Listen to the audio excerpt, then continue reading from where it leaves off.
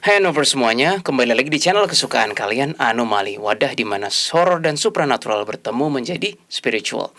Di video kali ini kami akan bercerita mengenai tes terakhir karma yang dijalani manusia sebelum manusia ke dunia gelap. Dan ini mungkin salah satu episode yang nggak ada setan-setanan, nggak ada perang-perangan sama iblis, namun salah satu yang terseram secara psikologis. Kami juga akan mengisahkan bagaimana jika seseorang dengan 100% menggunakan kehendak bebasnya memilih untuk tidak bertumbuh dan bahkan bermain hitung-hitungan terhadap Tuhan. Gimana kisahnya? Stay tune.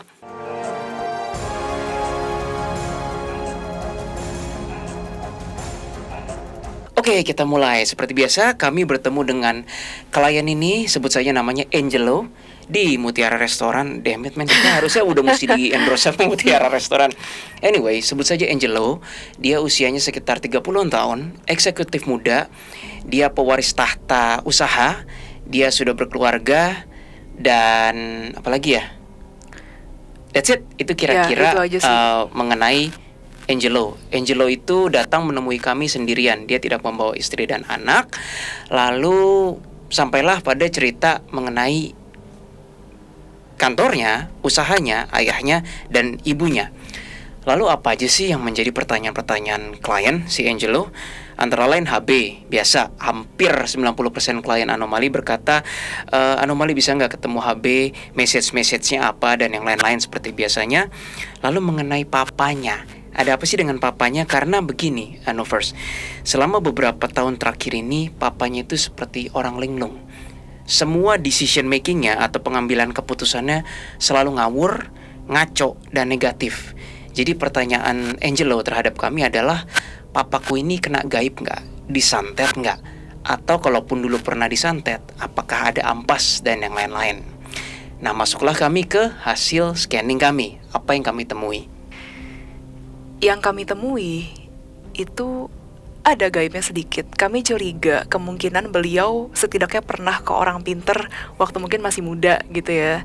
Nah, dan berasa kayaknya sih lebih ke arah backfire.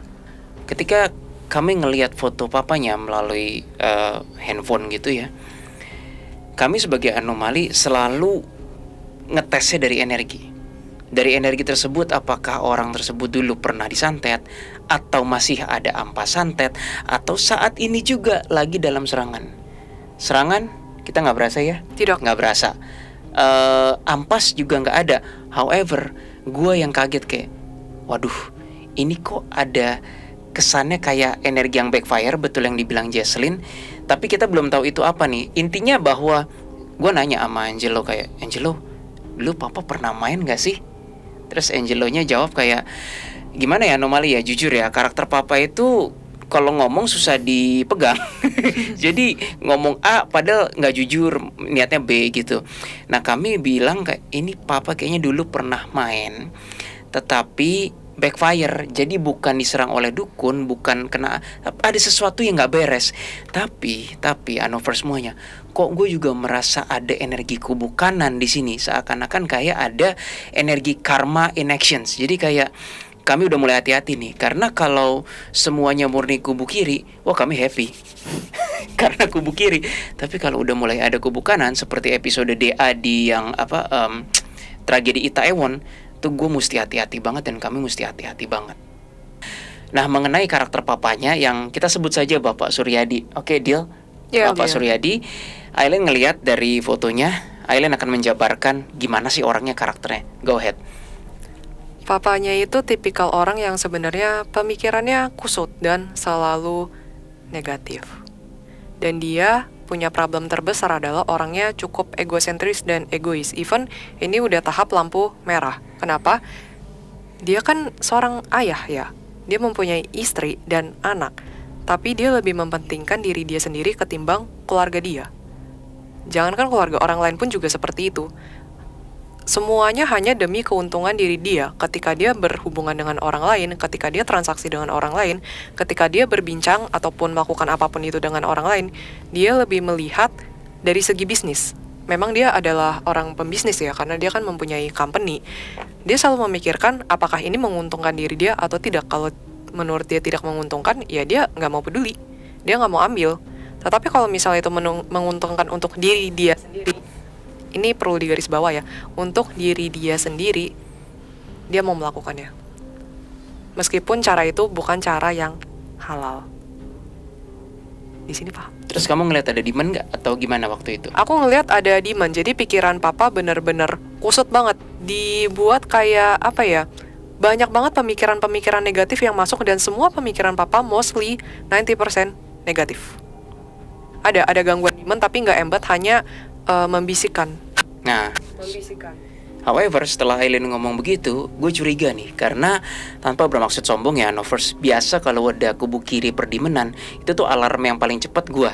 Kayak langsung tut tut tut. Nah begitu Aileen bilang demand, gue gak ngerasa ini ada yang off nih. Either gue yang terlalu capek, belum makan, atau Aileen yang mungkin lihat demandnya jauh. Tapi kamu bilang juga gak embed kan? Nggak embat. Jadi pokoknya ada sesuatu yang off. Kayak dari awal hasil scanning kami ngerasa pengennya kubu kiri, tapi kok ada kubu kanan nih. Gini loh teman-teman, ketika anomali dan DA bekerja, kalau mulai ada presensi kubu kanan yang seakan-akan terlibat dalam situasi ini, kita malah parno ya. Kayak, ini kita salah gak sih guys?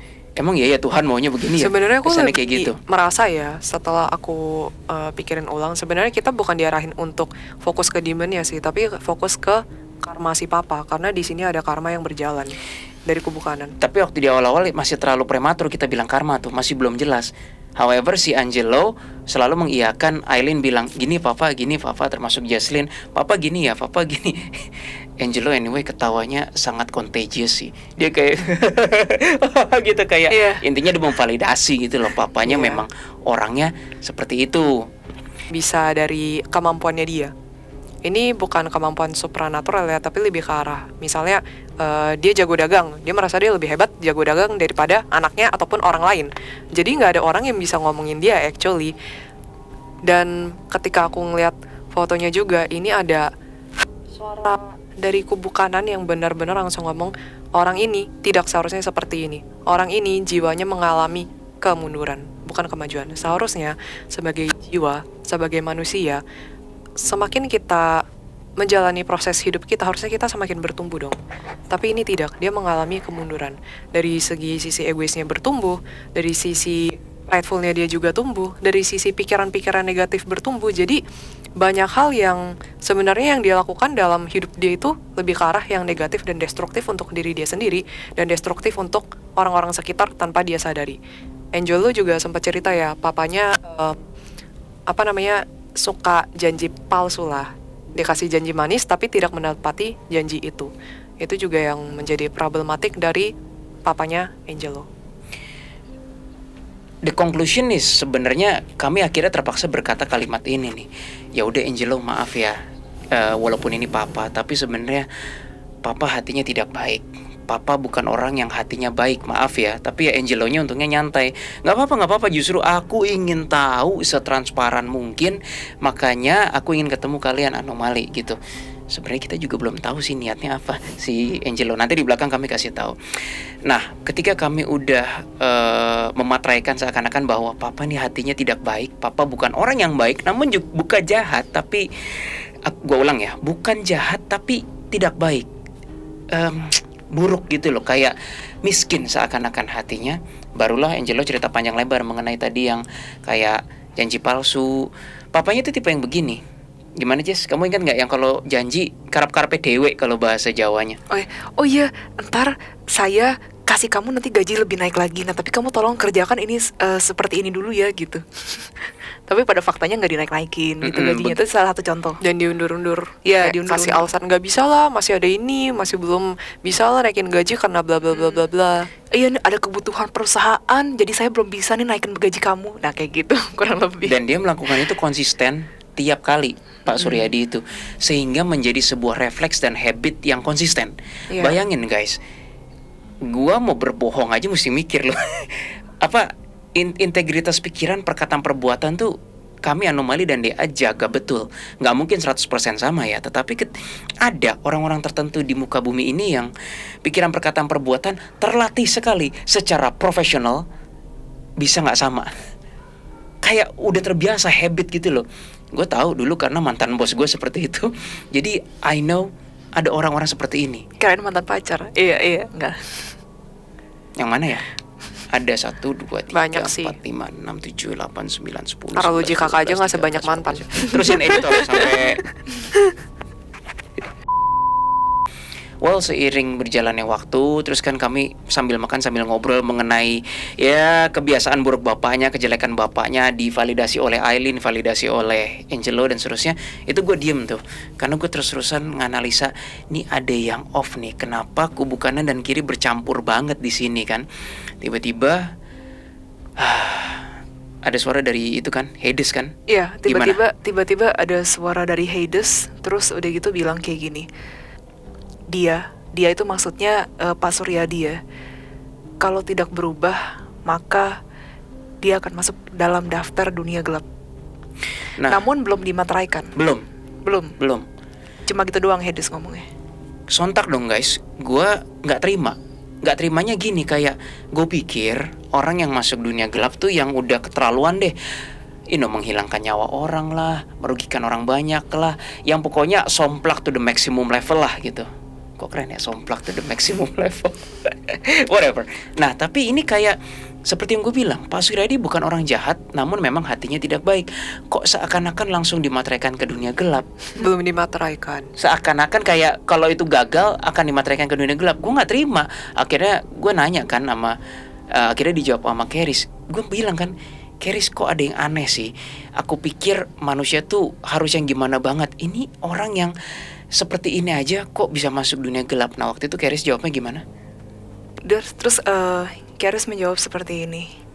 Iya, karena ketika seseorang tersebut sudah mendapatkan karma atau sedang menjalani karma, bisa jadi itu adalah waktu terakhir mereka sebelum mereka menjemput kematian, atau bisa juga itu adalah salah satu ujian terakhir mereka juga Ya.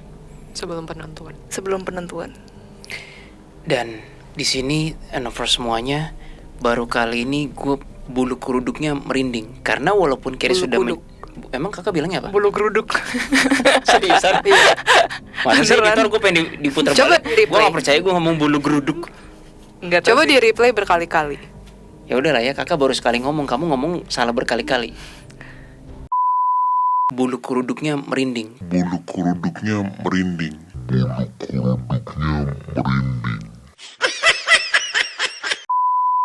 Ya udah terus. Ya udah, bulu kuduk gue berdiri karena walaupun gue udah denger jawaban dari Keris, gue masih nggak puas, gue masih diem-diem japri.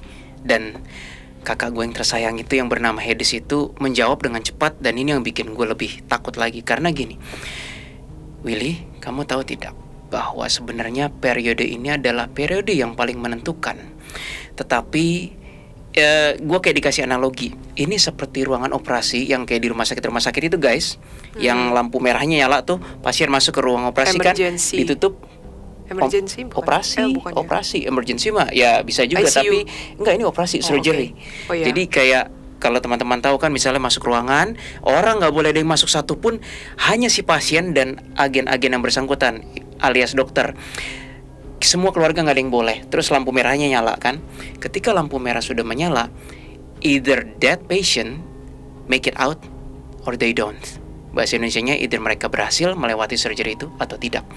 Ketika Hades memberi gue analogi seperti itu, gue baru paham banget.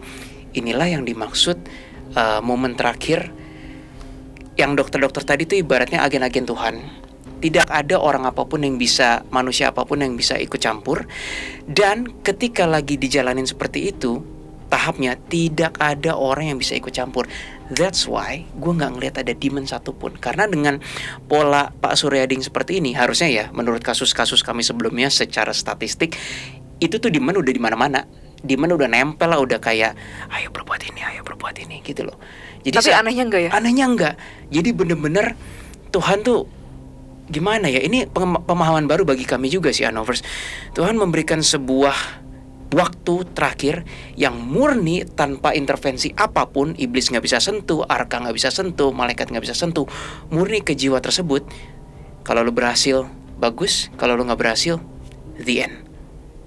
Di situ gue kaget sih. Dan Hades bilang kayak seharusnya manusia nggak perlu sampai tahap ini.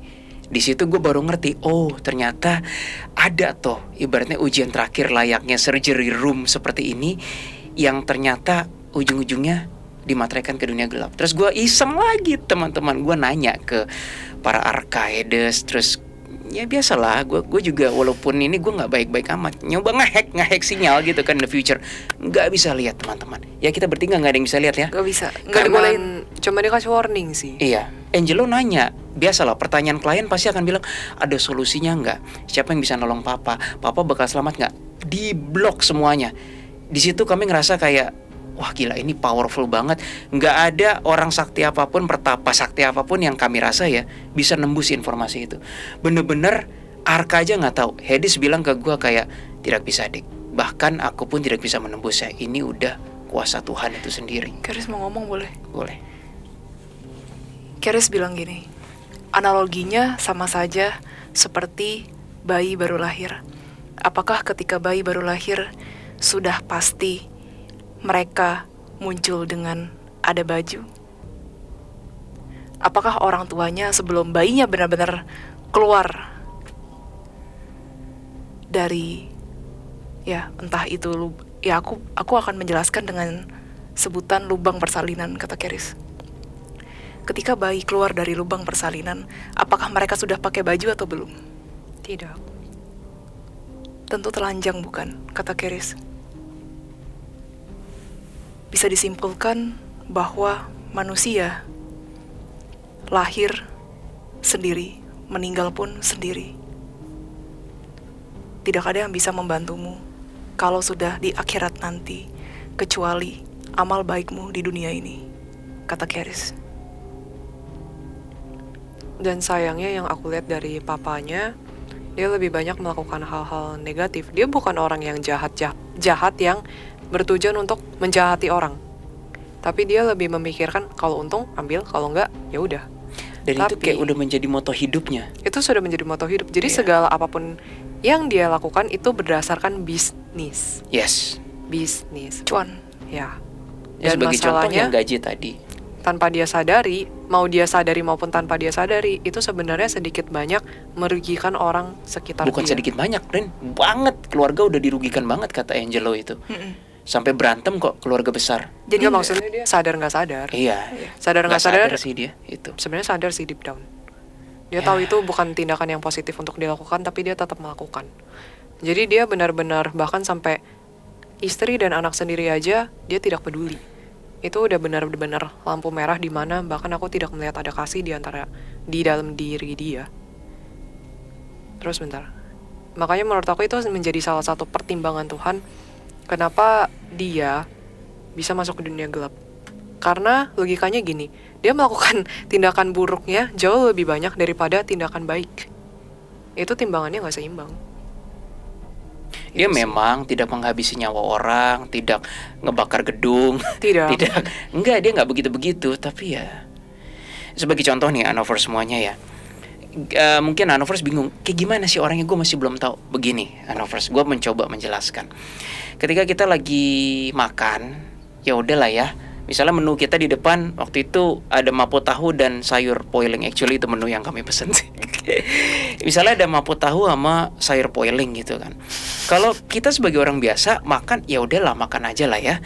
Maksudnya enak gak enak dikit, kita ngomongnya nggak enak gitu dong. Ah nggak enak. Oke, mungkin beberapa orang yang pikir gila harganya segini rasa kayak begini. Lumrah manusiawi. Atau sayurnya kayak keras banget sih, chefnya nggak bisa masak ya. Ini bawang putih atau plastik nih, kayak gitu-gitu kan. Atau pikir juga kayak gila gue udah bayar mahal nih, cepet nih 100.000 nih satu porsi nih, masa kayak begini ya. Itu manusiawi. Tapi nggak kepikiran kan teman-teman, kalau sampai makan aja dia mikir, oke ini harganya 100.000, tahunya segitu. Ini ngambil dari mana? Kalau gue makan untungnya buat badan gue apa gitu ya. Kalau gue ngambil lebih, orang sebelah itu kebagian nggak? Kalau dia kebagian, untung di gue apa? Sampai sekerbau detail yang nggak perlu guys. Sayurnya juga dipikirin kayak tuh sayur kalau gue makan bisa untung buat gue apa ya gitu. Lu makan aja lah. Sampai harus dipikirin, sayur ini untungnya buat gue apa, kayak gue bisa makin kuat nggak, kalau makin kuat besok gue mesti nyari uang gini gitu. Nah orang itu sampai kayak gitu si Pak Suryadi itu, hingga sampai keluarga besar pun dia mengumbar janji manis dengan gampang, kayak mungkin supaya bikin orang tetap nempel sama dia, dijadiin kapital sosial kali ya, kayaknya mungkin begitu deh. Tapi jadi tabiat buruk sekali itu. Dan apapun bangun pagi itu, kami bahkan sampai udah nggak bisa jelasin detailnya, tapi semua dipikirnya udah bukan buat kesenangan diri sendiri. Untung rugi. Yang paling parah adalah yang terakhir ini, ketika gua ngeradar lagi, oh my god, ternyata gimana Lin? Kamu yang cerita deh, coba. Sebenarnya aku udah dapat abstraknya itu di awal sih. Even di dalam masalah spiritual, dia pemahamannya merasa lebih dari orang lain. Tapi masalahnya di sini pemikirannya keblinger dan ujung-ujungnya adalah untuk keuntungan diri dia lagi. Again, untuk demi keuntungan diri dia. Tapi main hitung-hitungannya sama Tuhan. Wah, siapa yang cerita nih? Kamu? Jadi Angelo cerita, iya, papa saya itu bangun pagi melebihi dari orang lain. Udah jam 6 pagi udah standby di depan pintu gereja. Terus udah gitu dia yang udah kayak nyiapin semuanya. Wah udah deh, udah paling top deh pokoknya. Terus udah gitu juga teman-temannya semua romo-romo semua ditemenin, semuanya oke lah gitu. Terus udah gitu dia juga ikut-ikutan apa lagi sih? Pelayanan. Iya, pelayanan segala macam. Pokoknya wah ya, iya nyumbang atas nama gereja dia gitu. Nyumbang untuk gereja, misalnya gereja butuh apa, dia yang keluarin dana yang paling pertama. Dia yang paling pertama pokoknya, paling besar juga paling pertama gitu. Terus romonya juga suka ditraktir. Iya, ya deket banget sama romo pokoknya. Pokoknya yang model-model bener-bener into banget lah ya gitu sama kegiatan gereja gitu. Tapi kakak cerita ya. Tapi masalahnya gue nge-scan hal lain. Itu tuh dia lakukan untuk menjadi tabungan investasi, hitung-hitungan sama Tuhan, kalau gue boleh gak masuk surga. Plak. Dan ya there is no way kita bisa buktikan itu ya. Makanya kita gak boleh nuduh. Makanya antara kami dan Angelo saja. Tapi yang namanya energi hati keradar oleh orang seperti kami itu kebaca gitu loh. Sebenarnya nggak cuman orang seperti kami aja sih. Angelo pun anaknya beserta dengan istrinya pun juga membaca, kayak kok saya merasa ini kok kayak ada udang di balik batu ya gitu. Sorry, tadi mau ngomong bakwan tapi nggak jadi batu. Enggak, kamu ngomongnya baktu. Iya, itu harusnya bakwan. Kamu mau ngomong jadi batu, gabung batu jadi baktu gitu. Iya. Baktu adalah singkatan dari bakwan batu. Iya, ada udang di balik batu gitu. Aku udah nggak salah ngomong ya. Nah, terus udah gitu, dia si Angelo tuh nanya, jadi gimana anomali? Bener gak sih sesuai dengan dugaan saya bahwa papa tuh sebenarnya melakukan ini walaupun dengan sungguh-sungguh, tapi ada gitu udang di balik batu. Nah jawabannya, dan yang dia bingungkan adalah, iya saya tahu papa saya ke gereja gitu lebih niat dari kita, tapi kok saya nggak melihat tuh ada perubahannya sikap dari papa gitu. Iya, itu ya karena itu tadi kami bahkan nggak tahu loh papanya pelayanan atau apa. Itu kayak kelihatan sebuah memori papanya melakukan itu untuk investasi. Oh my god, investasi spiritual. Jadi biasanya kan memang kan ini sebenarnya tidak menjelekkan gereja atau pihak manapun ya. Jadi kan memang kalau misalnya kita ke gereja, kita beribadah, itu kan memang tujuannya supaya kita bisa menjadi pribadi yang lebih baik dan bisa masuk surga, intinya kan begitu. Nah itu dijadikan moto oleh papanya. Jadi dengan dia sering ke gereja, dia melakukan pelayanan, sudah pasti nih garis bawah, sudah pasti bakal masuk surga, karena dia sudah melakukan investasi itu di gereja dalam pemahaman spiritual. Dia merasa dia lebih hebat pemahaman spiritual daripada orang lain. Cuman yang aku lihat ketika aku meradar hatinya, di hati dia bahkan tidak punya Tuhan. Dia bahkan gak percaya Tuhan sebenarnya. Dulu guys, dulu gue pikir ketika gue tumbuh besar, diceritain sama my parents bahwa ada loh, Will, orang-orang yang bertuhan ke tempat ibadah, tapi dia buat nabung supaya dia masuk surga. Gue pikir itu hanyalah cerita khayalan belaka. Gue pikir dengan naifnya dan dengan kepolosan gue, ya nggak mungkin lah ada orang gitu. Ketika orang ke gereja ya ke gereja aja, berdoa aja. Nah kita ketemu satu. Kalau kami udah ketemu satu, nggak menutup kemungkinan ada Pak Suryadi lainnya di muka bumi ini. Kebayang nggak betapa bahayanya? Kebayang nggak betapa destruktifnya efek itu terhadap jiwa tersebut?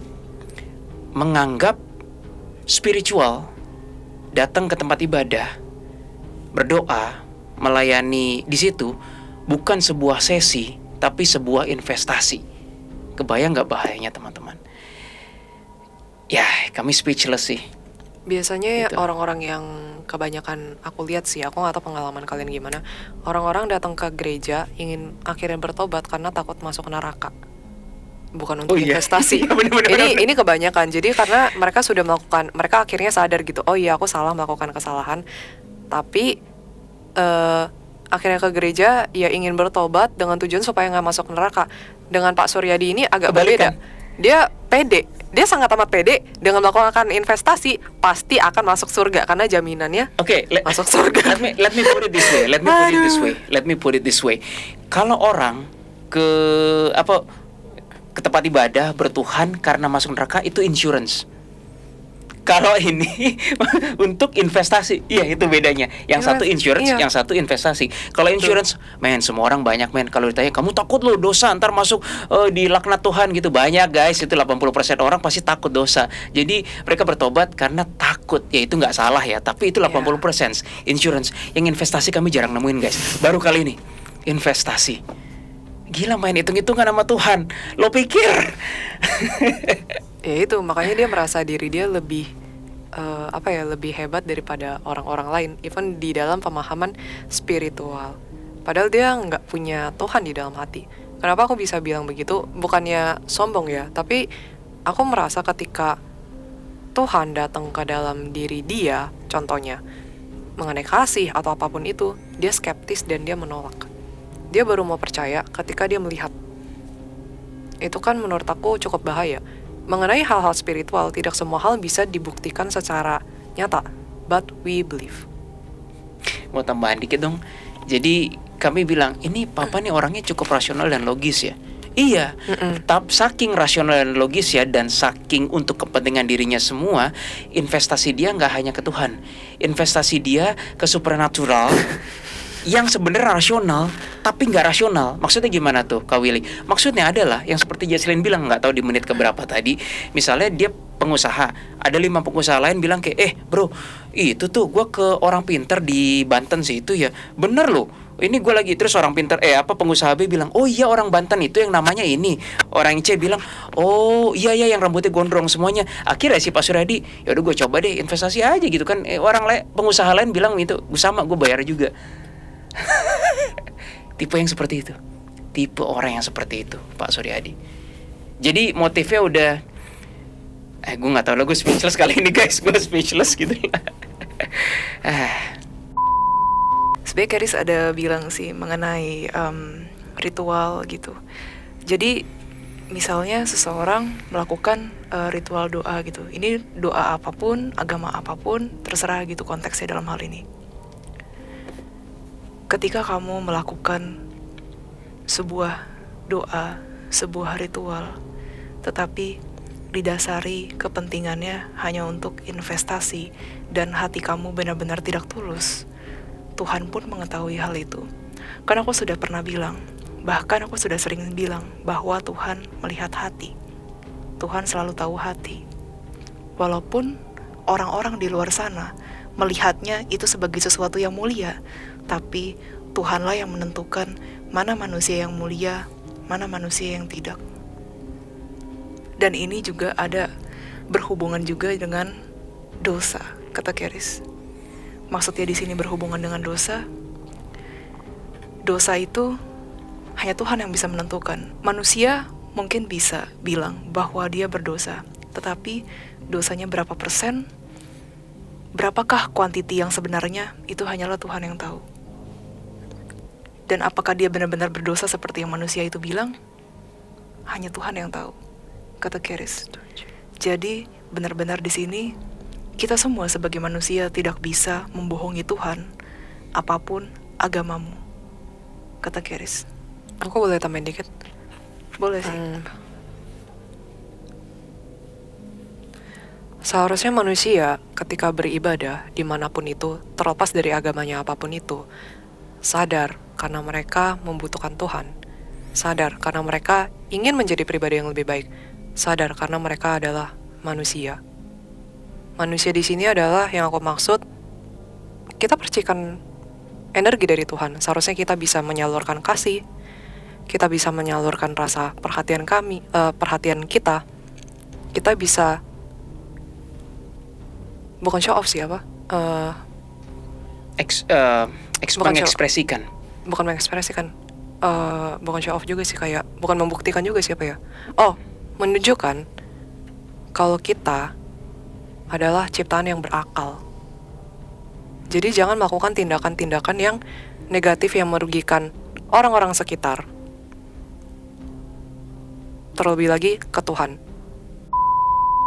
Nah, sebelum kami tutup, kami sudah berjanji pada Angelo, kami harus menceritakan siapa sih sosok kuat di balik semua kemelut keluarga ini, dan siapa sosok suportif yang membuat Angelo tetap kuat. Tidak lain tidak bukan adalah ibunya Angelo sendiri. Nah, silakan, siapa yang mau cerita? Angelo sebenarnya ketika kita minta izin untuk kita ceritakan ulang kisahnya ayahnya untuk sebagai pembelajaran untuk kami semua dan teman-teman juga, dia sempat menangis. Karena bagi dia seharusnya yang bisa dijadikan pembelajaran lebih lagi adalah sosok ibunya, bukan ayahnya. Karena selama ini yang selalu menjadi penopang keluarganya adalah ibunya.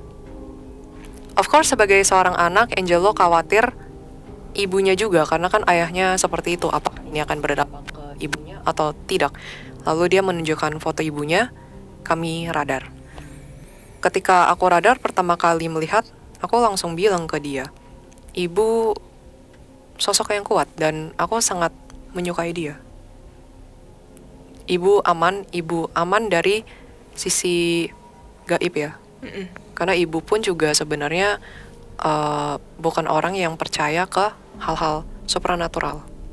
Tiba-tiba aku mendapatkan vision dan beberapa pencerahan dari Angelo mengenai sosok ibunya. Dari memorinya dia, aku sekilas melihat ibunya memang sosok yang kuat terlepas dari ayahnya seperti itu, tapi dia terus berjuang untuk kepentingan anaknya, untuk kepentingan keluarganya, tapi dia juga tetap menjadi orang baik. Dia tidak pernah punya niatan untuk menjahati orang lain ataupun merugikan orang lain sama sekali. Jadi ini sangat bertolak belakang dengan ayahnya Angelo.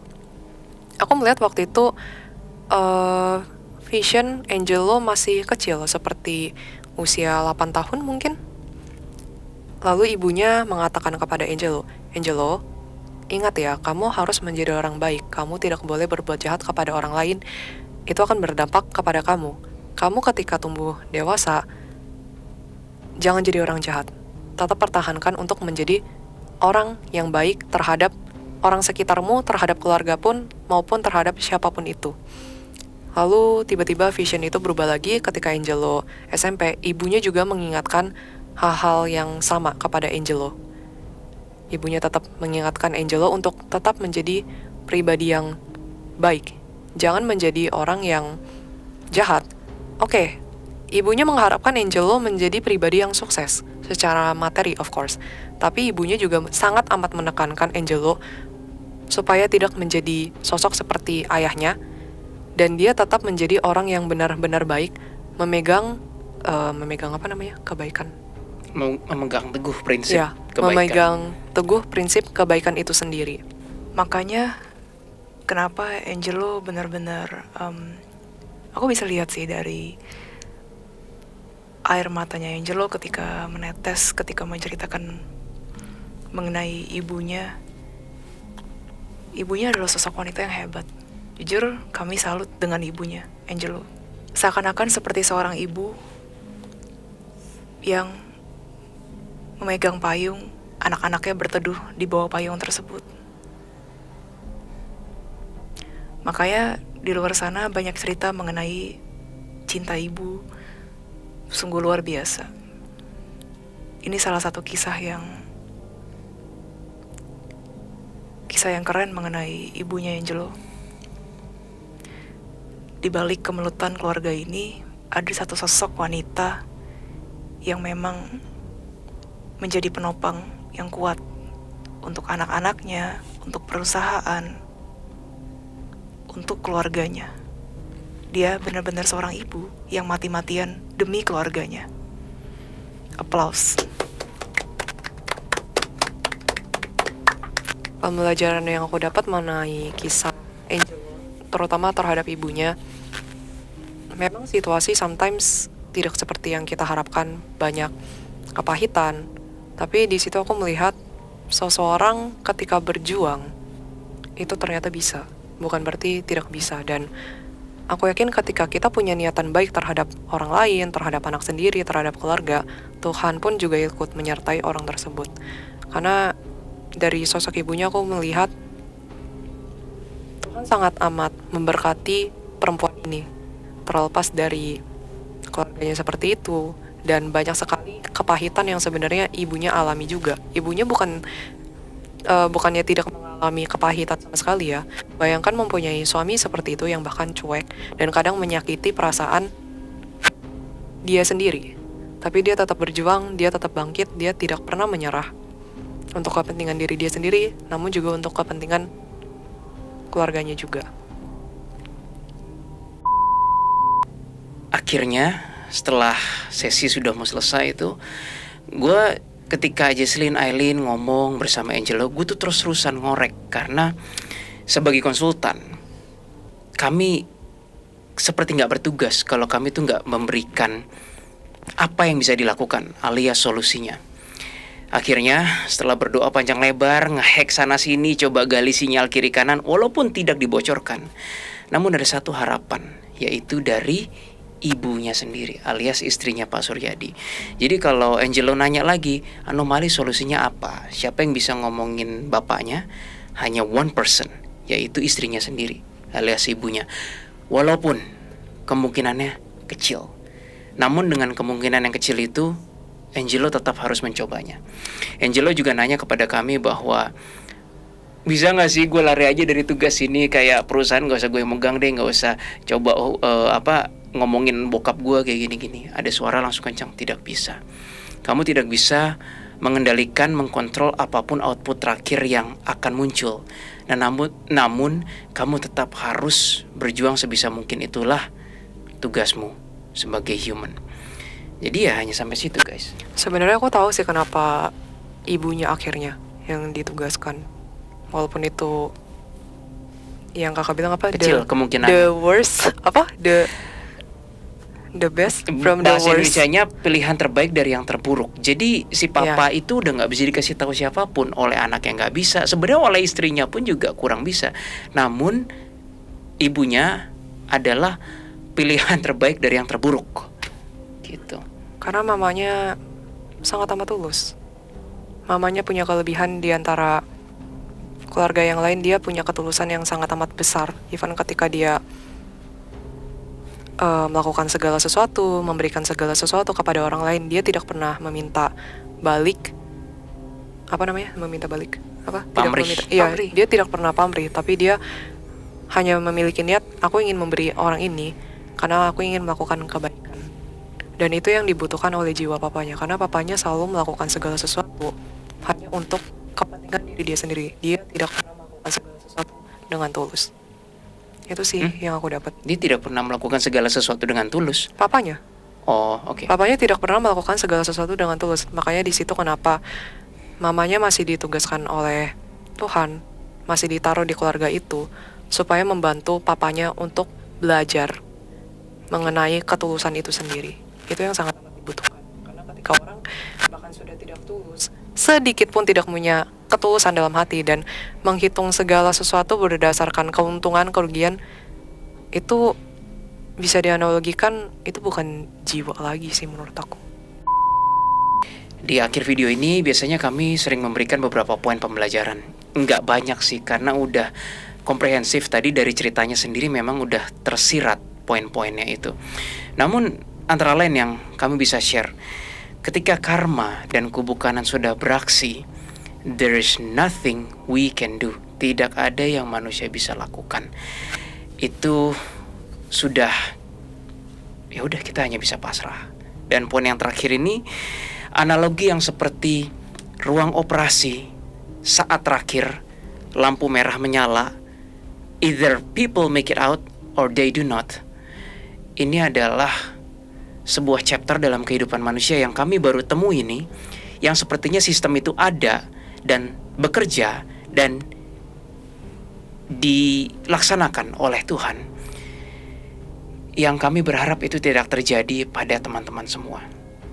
Karena rasa ending itu seram banget teman-teman. Mungkin hanya sampai segitu aja yang bisa kami sampaikan.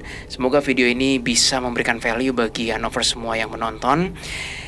Thank you for watching. Please click like, share, and subscribe. Dan sampai jumpa pada video-video kami berikutnya. Bye-bye.